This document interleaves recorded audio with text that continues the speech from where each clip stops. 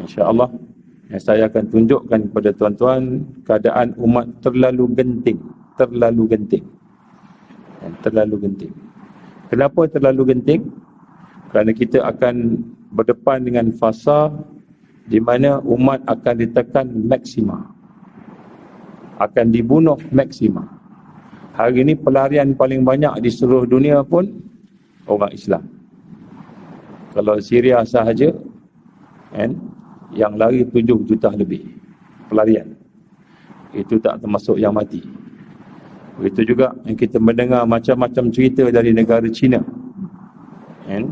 di Xinjiang. Perkara ini dinafikan oleh pihak negara China. Malahan ada konvoi, 2 konvoi dari United Nations pergi ke sana meneliti laporan-laporan kemanusiaan, video-video yang viral, nak tengok betul ke tak betul umat Islam yang berada di sana ditindas dan sebagainya. Menteri kita pun ada pergi, NGO Malaysia juga dijemput. Malahan ada juga di kalangan NGO Islam yang lain dipanggil. Dan lebih menarik lagi, ada 2 orang bangsa Cina dari mainland sana, negara sana, yang datang ke negara kita bertemu dengan wakil NGO dan kemudian bertemu dengan pihak kerajaan. Kedua-duanya mempunyai PhD holder dalam bahagian agama, Usuluddin ke sebagainya lah. Tetapi dia bukan Islam. Baik. Beberapa tahun yang lepas, malam hari raya Aidilfitri, 50 orang wanita-wanita berkumpul dalam satu bangunan kecil sikit daripada surau ni. Berkumpul nak menyediakan masakan. Yalah, kita malam hari raya masak rendang lah kalau kita kat sini, ketupat dan sebagainya. Nenek-nenek, ibu-ibu, anak-anak perempuan berkumpul. Masak-masak, ada yang baca Quran, ada yang solat. Senyap-senyap, diam-diam. Tiba-tiba datang tentera, datang polis kepung. Tak lama selepas itu, rempuh masuk, semua 50 orang dibunuh. Bangkit orang kampung, kurang lebih 3,000 orang. 3,000 orang. Duduk depan rumah, duduk tepi jalan, protes. Kenapa ibu kami dibunuh? Kenapa isteri kami dibunuh? Kenapa anak perempuan kami dibunuh? Apa salah mereka? Malam hari raya Aidilfitri, 3,000 orang satu kampung habis dibunuh semua. Satu pun berita tak keluar dalam surat khabar. Satu pun berita tak keluar dalam internet. Macam mana saya tahu, tuan-tuan? Allah izin, beberapa bulan selepas itu kami ada satu conference Palestin di Istanbul. Saya bertemu dengan kawan-kawan kita yang mewakili bangsa Uyghur yang ada di Xinjiang di China. Mereka menceritakan kalau di Gaza 22 hari kena serang, dibom, ditembak dan sebagainya. 30 hari diserang, ditembak, matinya mungkin syahidnya 1,000 lebih, 1,700, katalah 2,000 orang. Tapi di Xinjiang, di negara China ini, satu malam hari raya, dibunuh satu kampung lebih daripada 3,000 orang. Tuan-tuan rahmati Allah Subhanahu Wa Taala, rupa-rupanya di sana dan pakai kopiah ni satu jenayah, sembahyang ni satu jenayah, baca Quran satu jenayah. Hari ini kurang lebih 3 juta orang duduk dalam sekolah politik, namanya sekolah politik, tapi sebenarnya penjara. Dari kalangan ulama mereka, orang alim mereka, dari kalangan pimpinan-pimpinan masyarakat, imam-imam mereka, dari kalangan para duat mereka, dari kalangan orang biasa, laki-laki dan perempuan ditahan, di brainwash. Maka apabila datangnya konvoi, 2 konvoi UN bersama dengan NGO lain memerhati melihat mereka, maka mereka kata tak ada apa-apa pun. Menteri agama kita pun pergi sana sembahyang sama-sama di masjid di Xinjiang. Sembahyang tak ada apa, imamnya janggutnya panjang semua, elok semua. Ambil gambar dan semua berita-berita yang yang kita kata kejam itu semuanya dia kata kan palsu. Saya tunjuk gambar menteri kita dengan kawan-kawan yang ada ketika itu yang pergi ke sana. Tuan-tuan, kawan-kawan yang berada di Turki sekarang diselamatkan oleh kerajaan Turki menjadi rakyat Turki. Dan mereka mengatakan ini semua ejen-ejen. Yang jadi imam tu semua ejen belaka. Ejen-ejen. Hari ini tuan-tuan, rumah-rumah di sana kalau malam-malam hari tak boleh diselak, tak boleh dikunci. Nak selak tak boleh. Kerana kalau tentera nak masuk, malam-malam rumah tentera nak masuk, pintu berkunci, rumah tersebut dikatakan pemberontak. Hari ini, anak-anak dipisahkan daripada ibu dan bapa mereka. Sekolah rendah, sekolah menengah dibawa ke satu sekolah yang lain. 10 orang, 20 orang, anak-anak seorang ibu akan jaga. Mereka diajar untuk kepercayaan tidak bertuhan, atheist. Dan mereka mengajar kefahaman komunis secara paksa.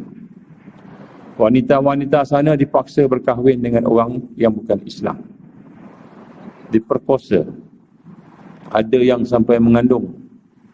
Yang diceritakan oleh seorang wanita yang terlepas dari bangsa Yugur bercakap di United Nations.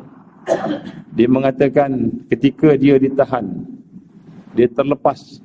Allah izin dia terlepas. Ketika mereka ditahan, ketika itu belum masuk lagi dalam penjara, baru peringkat tahanan kat rumah kawasan kampung. Dan mereka dirogol bergilir-gilir.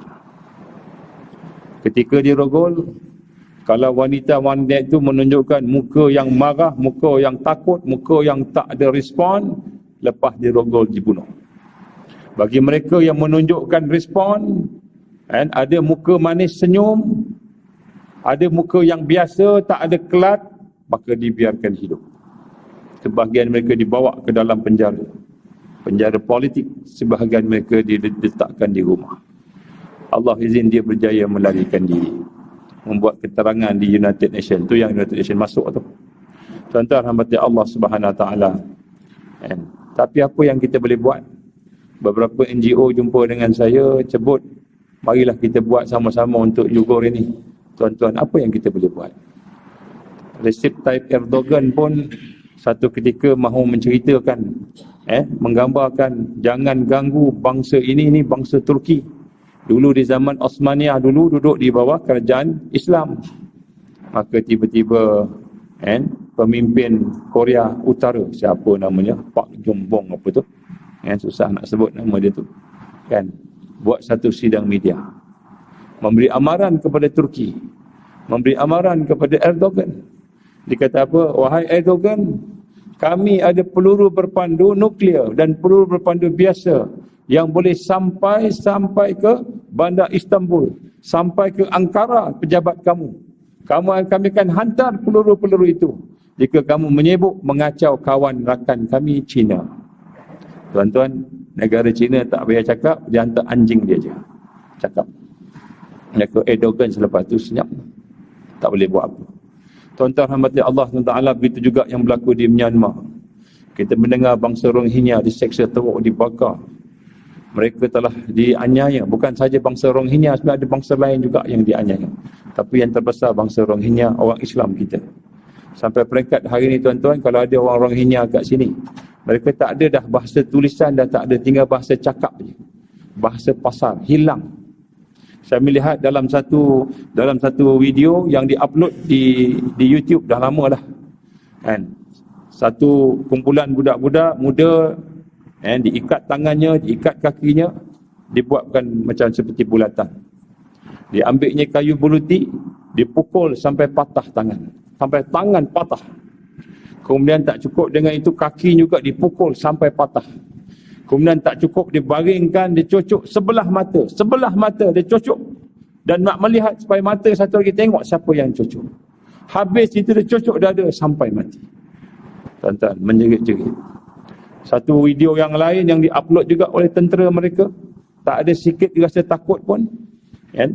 Satu keluarga ditangkap, bapaknya diikat, maknya diikat, maknya menggendong bayi dengan kain, ikat kain, bayi ada kat situ. Bapaknya dipukul, ditembak mati. Maknya dipukul, ditembak mati. Anak baby itu diambil, dicampak dalam api yang sedang mulai dibakar hidup-hidup.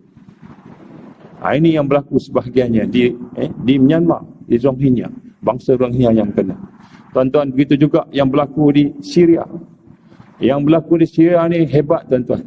Bukan hanya sekadar mereka diseksa, dibunuh, mereka juga dipaksa mengucap kalimah kufur.